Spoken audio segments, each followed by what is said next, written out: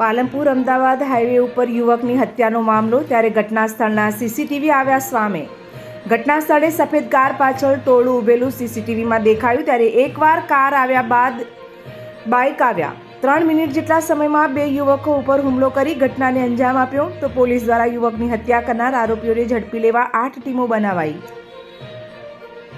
નમસ્કાર રામ રામ મિત્રો, અત્યારે આપણે વાતચીત કરવાના છીએ કે પાલનપુરમાં ચૌધરી સમાજના યુવકની હત્યા મામલે નવો વળાંક આવ્યો છે।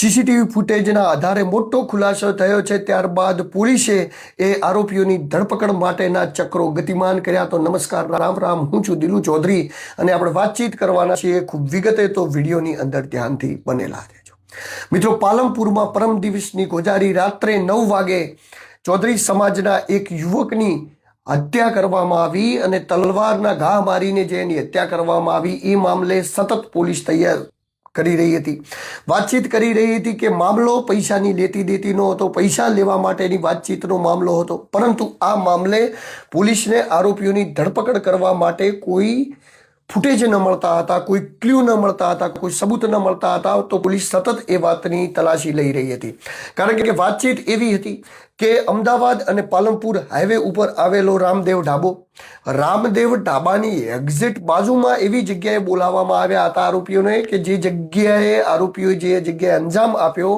એ જગ્યાએ કોઈ પણ સીસીટીવી ફૂટેજ હતા નહીં।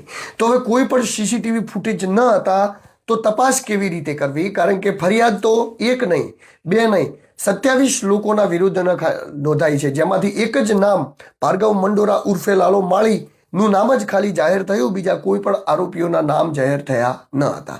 પરંતુ ત્યાં વાતચીતની અંદર પોલીસને એક મોટી સફળતા મળી ગઈ છે, પરંતુ એ સ્પષ્ટ નથી દેખાઈ રહ્યું કે કોણ હુમલો કરવા આવ્યું હતું, એ સ્પષ્ટ નથી દેખાઈ રહ્યું કે મારામારી જે લોકો કરવા આવ્યા હતા એમની સંખ્યા કેટલી હતી, કારણ કે કોઈના ચહેરા દૂરથી સીસીટીવી લીધેલા છે એટલે એટલું બધું સ્પષ્ટ નથી દેખાઈ રહ્યું, કારણ કે દૂરથી આવેલા સીસીટીવી જે સામેની સાઈડ હતા રામદેવ હોટલની, તે સામેના સાઈડની સીસીટીવીની અંદર આ સમગ્ર ઘટના કેદ થઈ જાય છે। હવે પોલીસે ચક્રો ગતિમાન કર્યા છે, કારણ કે કાલે સમગ્ર જ્યારે ઘટના બની ત્યારે સમગ્ર જગ્યાએ રોષ હતો। રોષ એવો હતો કે ચૌધરી સમાજના લોકો એ લાશ સ્વીકારવા માટે તૈયાર ન હતા, પરિવારજનો એનો મૃતદેહ સ્વીકારવા માટે તૈયાર ન હતા, પરંતુ સમજાવટ બાદ, થોડી વાતચીત કર્યા બાદ 6 કલાક બાદ એમને લાશ ઘરે લઈ જવા માટે, મૃતદેહ ઘરે લઈ જવા માટે તૈયાર થઈ ગયા। પરંતુ વાતચીત ન્યાય આવીને અટકતી હતી કે ન્યાય ક્યારે, આરોપીઓની ધરપકડ ક્યારે? પોલીસ સતત આ કામની અંદર લાગી રહી હતી।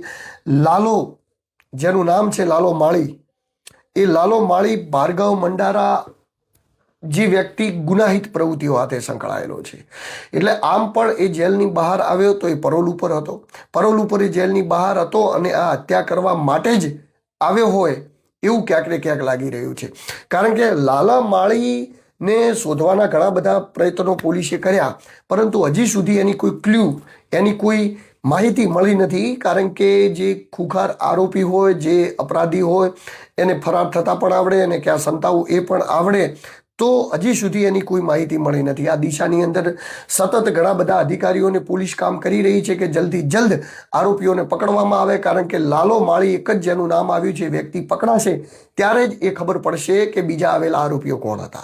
આપ જોઈ શકો છો, ફરી એકવાર બતાવું, સીસીટીવીમાં અંદર એક્ટિવાઓ, બાઇકો લઈને આવેલા, પરંતુ દૂરથી આવેલા એટલે કોઈની નંબર પ્લેટ પણ એટલી સ્પષ્ટ થતી નથી કે જેથી આપણને ખબર પડી શકે કે આરોપીઓ કોણ હતા। તો એ આરોપીઓની ખબર ત્યારે જ પડશે જ્યારે લાલા માળીની ધરપકડ કરવામાં આવશે। વાતચીત એવી છે કે અગાઉ પણ આ બંનેને વચ્ચે કંઈક ને કંઈક બાબતે બબાલ થયેલી હતી, એવી વાતચીતની ચર્ચાએ જોર પકડ્યું છે। અને આ જે લાલો માળી છે, એ લાલો માળી અવારનવાર ઝઘડા કરતો રહે છે, અને ઝઘડાની બાબતે લાલો માળી એ જેલની અંદર હતો, જેલની અંદરથી પરોલ ઉપર એટલે કે રજા ઉપર બહાર આવ્યો હતો, અને રજા ઉપર બહાર આવ્યા બાદ એને એની જે ગેંગના માણસો હતા એ ગેંગના માણસો સાથે આ હત્યાને અંજામ આપેલું હોવાનું મનાયેલું રહે છે। હવે સીસીટીવીના આધારે પોલીસે ગતિમાનો તેજ કર્યા છે અને જલ્દીથી જલ્દી આરોપીઓ સુધી પોલીસ પહોંચવા માંગી રહી છે, કારણ કે આમાં રાજકીય પ્રેશર પણ વધી રહ્યું છે અને લોકોનું પ્રેશર પણ વધી રહ્યું છે। કાલે જ્યારે લાશને સ્વીકારવામાં આવી ત્યારબાદ ઘણા બધા લોકોએ અવાજ ઉઠાવ્યો અને ઘણા બધા લોકો આજે પણ ન્યાય માટે અવાજ ઉચ્ચારી રહ્યા છે કે આરોપીની ધરપકડનું શું, કારણ કે જેમના સમગ્ર માનવ જાતિ અને જેમના પરિવારે જે માણસ ભરતભાઈને જે ખોયા એ પરિવાર, એમના પરિવારની અંદર એમની નાની દીકરી, એમના મા બાપ, એમની બહેન, એમના વાઈફ, બધાએ એમના એક પરિવારજનને ગુમાવ્યો છે, જેનું દુઃખ અને શોકની લાગણી એ સમગ્ર ગામથી લઈ સમગ્ર માનવ જાતિની અંદર ફેલાય. જલ્દીથી જલ્દી આવા આરોપીઓને પકડવામાં આવે, આવા આરોપીઓ ઉપર કાર્યવાહી કરવામાં આવે. અને કોઈ પણ, કારણ કે જો પોલીસ ધારે અને પોલીસ જો પહોંચવા માગે તો પોલીસને વિધિમમ 24 કલાકથી વધારે કોઈ પણ વ્યક્તિની ધરપકડ કરતા થતું નથી. કારણ કે પોલીસ જોડે બધા જ પ્રકારના સૂત્રો હોય છે, બધા જ પ્રકારની માહિતી હોય છે. એટલે તાત્કાલિક પોલીસ આ વસ્તુની અંદર એક્શન લે અને આવા ખૂંખાર અને ખુલ્લી રીતે ફરતા હત્યારાઓને પકડવામાં આવે, જેથી સમાજ સુરક્ષિત રહી શકે, લોકો સુરક્ષિત રહી શકે.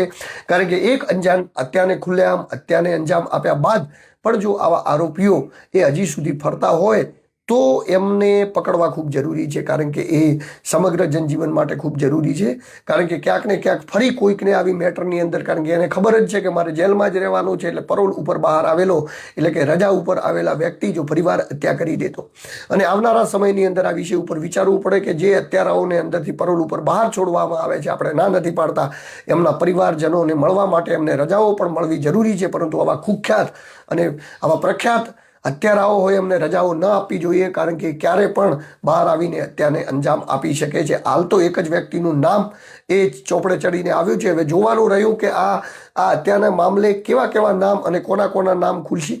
જેવી કોઈ પણ માહિતી આવી જશે, જે પણ માહિતી મારા સુધી પહોંચે આપ લોકો સુધી પહોંચાડતો રહીશ. નમસ્કાર, રામ રામ. હું છું દિલુ ચૌધરી અને મિત્રો મારા વિડીયોને જોતા રહેજો, જેથી હું આપના માટે આવા અવનવા વિડીયો બનાવતો રહું. રામ રામ.